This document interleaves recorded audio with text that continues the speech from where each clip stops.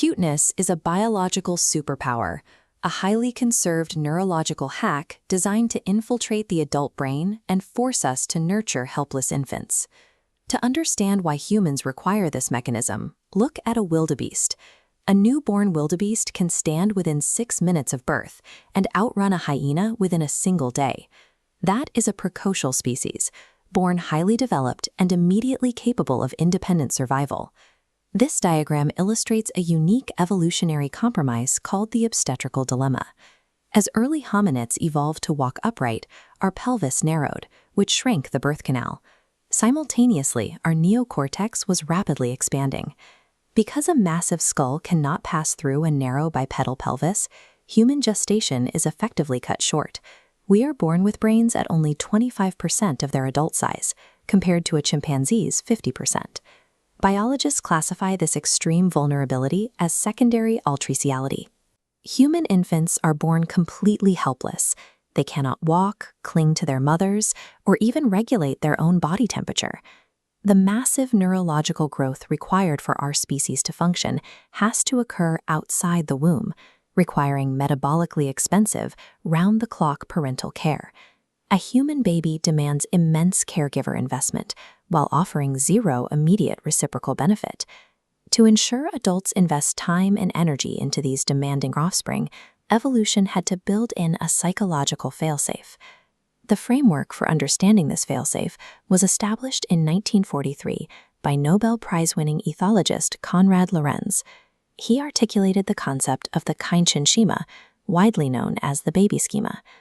Lorenz recognized that cuteness is not a subjective emotion. It is a highly stereotyped, hardwired caregiving response triggered by a very specific structural configuration of physical features. This structural blueprint acts as an innate releasing mechanism. When we perceive it, our biology overrides our conscious deliberation, forcing us to provide care and protection, completely independent of choice or biological kinship. Today, psychophysical researchers use digital morphing software on photographs of human infants to isolate the precise geometric proportions that dictate how intense this cuteness response will be. This diagram illustrates the mathematical mapping of a baby's face.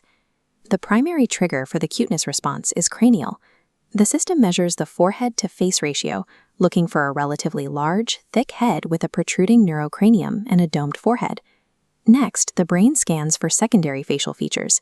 By mathematically expanding the eye width relative to the rest of the face and mapping bulging cheeks, the digital model perfectly hits the geometry of the baby schema. The configuration is completed by tertiary parameters. The software shrinks the nose length and mouth width to an optimal distance, specifically up to 2 standard deviations from the average unmanipulated infant face. There is a direct mathematical guarantee to this geometry. The higher the concentration of these precise ratios in a face, the stronger the observer's subjective motivation to pick up, hold, and care for that subject. When your eyes detect those specific geometric parameters, the signal bypasses slower, deliberative cognitive processing. It travels instantly along a fast neural pathway, striking a powerful hub called the medial orbital frontal cortex. This burst of neural activity happens in a uniquely privileged 140 milliseconds.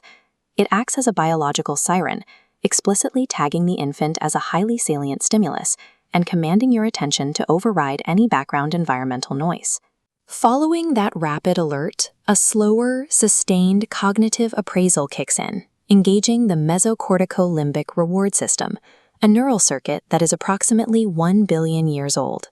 Inside this ancient circuit, the ventral tegmental area detects those infantile traits and immediately signals the release of dopamine directly into the nucleus accumbens. The intensity of this dopaminergic signaling is massive.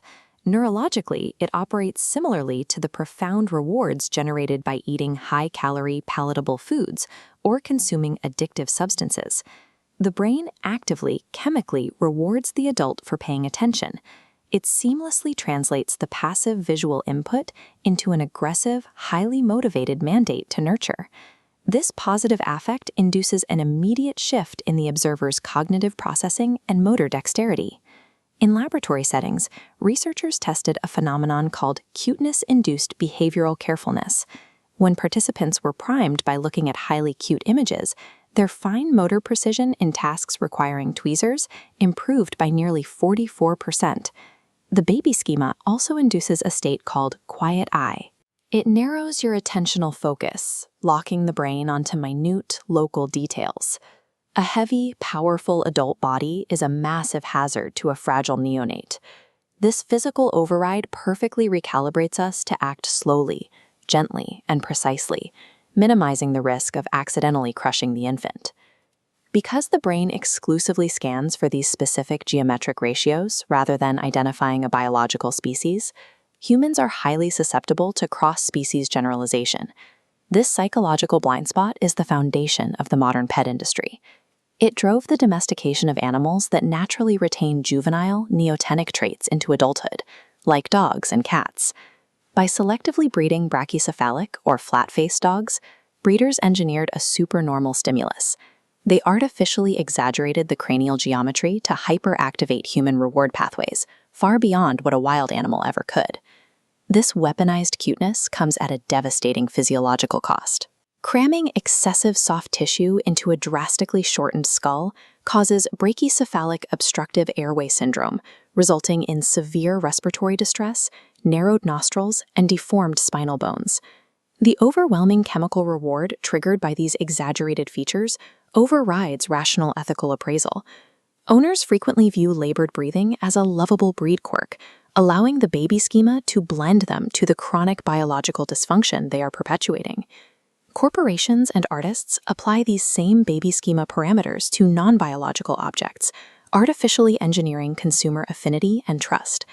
Consider the morphological evolution of Walt Disney's Mickey Mouse. He debuted in 1928 with a long, pointed snout, small eyes, and an abrasive personality, before slowly transforming into an inoffensive, widely beloved icon. Evolutionary biologist Stephen Jay Gould called this creeping juvenility. Over 50 years, Disney animators subconsciously reverse-aged the character's geometry, expanding his cranial vault, lowering his eyes, and thickening his limbs to perfectly align with Lorenz's innate releasing mechanism. Industrial design leverages the exact same biology. In the automotive industry, car fronts featuring large, rounded headlights set low on a wide fascia trigger identical caregiving and approach motivations in buyers. The neurological failsafe designed to keep our species alive has become a standardized method for bypassing logic and manipulating purchasing behavior. Thanks for watching. If you want us to decode more behavioral mysteries and evolutionary hacks, make sure to subscribe and drop a comment below telling us what we should investigate next.